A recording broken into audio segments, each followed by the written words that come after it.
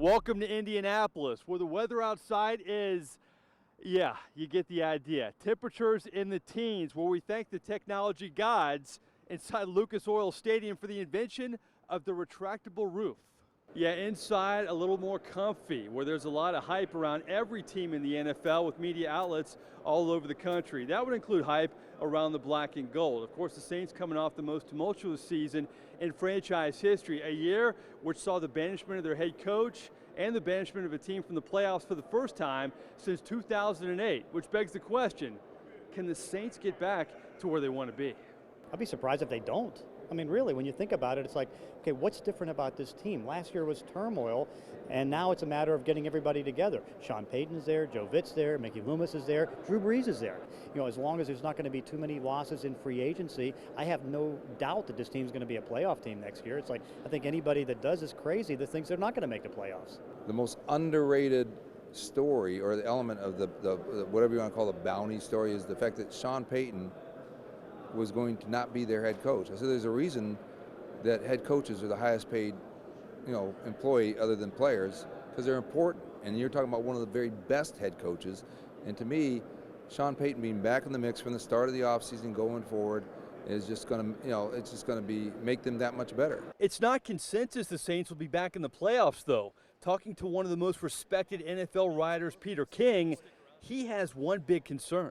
How quickly can they adapt to a new coordinator, and how quickly can their corners adapt to being really put under a lot of pressure? To fix the D, the Saints have brought in the fourth defensive coordinator under Sean Payton and Rob Ryan, a veteran assistant coach who drew lots of praise in Indianapolis this week, even from the man who fired him.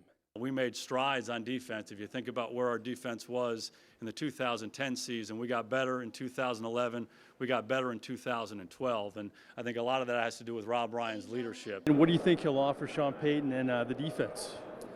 Well, New Orleans should be excited about him. He's a great coach, and you get two of the best play callers, in my opinion, in the league. You have probably the best offensive play caller in the league in Sean Payton, and then one of the great defensive coaches in the league, and my brother. So they should be excited about it, and I'm excited about it. I'm not excited about playing them, but I'm excited to see what they can do together. It's a great fit for Sean Payton down there in New Orleans. Rob will do a great job for him, and knowing both those guys fairly well, I think the match is really a good one. Jason Garrett met the media this week. So did Andy Reid, Greg Schiano, and several other NFL head honchos. We looked all over the place for Sean Payton, but to no surprise, he is laying low. It's a great draft when you talk about the Saints' needs, a lot of defensive talent, but many of the big names like Florida's Sharif Floyd and Oregon's Deion Jordan might be gone before the Saints select. An intriguing prospect, though, how about BYU's Ziggy Ansah? The Ghana native only started playing football a few years ago, but has plenty of upside.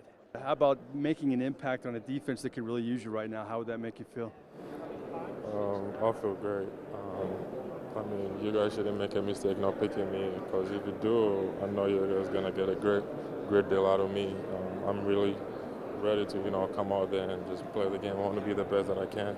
So the Saints hope to strike oil inside Lucas Oil, but it's anybody's guess who that first-round pick will be. You're going to have to hit on that first-round pick that, to me, almost has to be the best available front seven player to get pressure. In Indianapolis, Mike Nabors for CST Tonight.